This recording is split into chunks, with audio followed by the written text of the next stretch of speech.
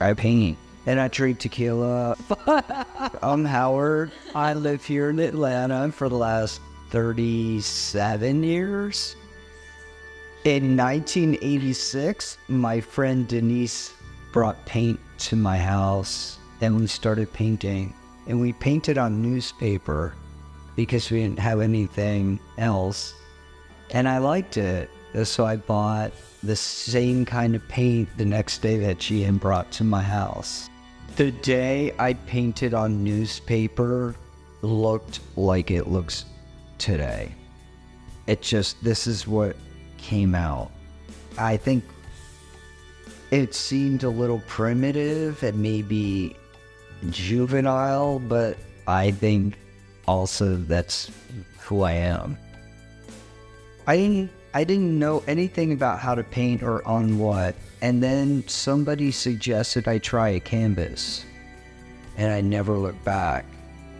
I see the painting already on the canvas. I have weird things happen, and I paint about them. There's 9 squares up there for all the times I either died or had a near death. I was struck by lightning, run over by a garbage truck, held at gunpoint, hit in the face with a hammer. Like, lots of stuff influenced my art. I stepped on an earring at a pool party in Las Vegas, and the post was as long as this part of my pinky, and it went straight into my foot.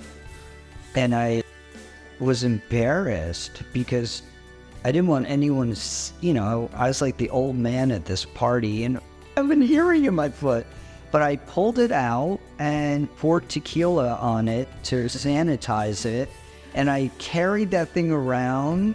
I put it in my backpack, and then I brought it home and I painted a painting of it, and it's inserted in the canvas.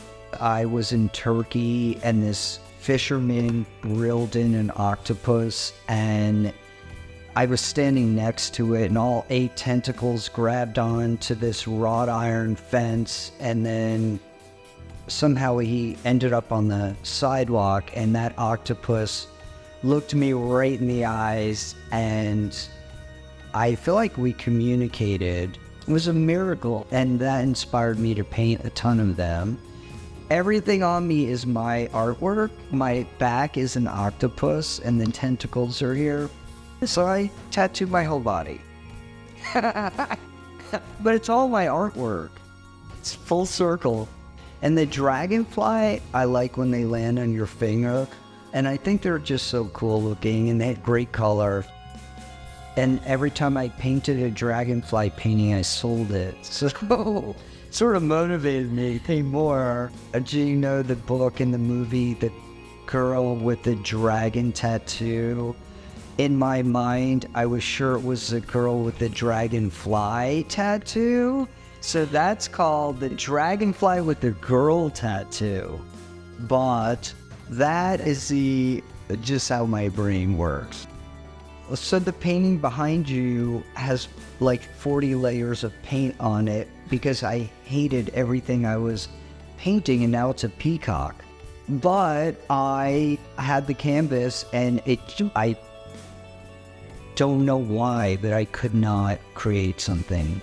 On occasion, I'll have a blank canvas that mocks me. Sometimes I blame the canvas.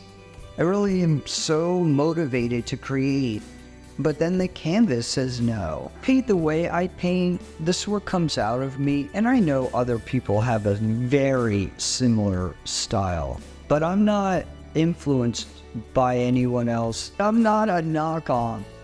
So that was even hard to call myself an artist, because I don't even know. I now say it and feel like I truly am, but it took a long time. I don't know that I was worthy to call myself that. I just struggle with, I think I'm insecure, and I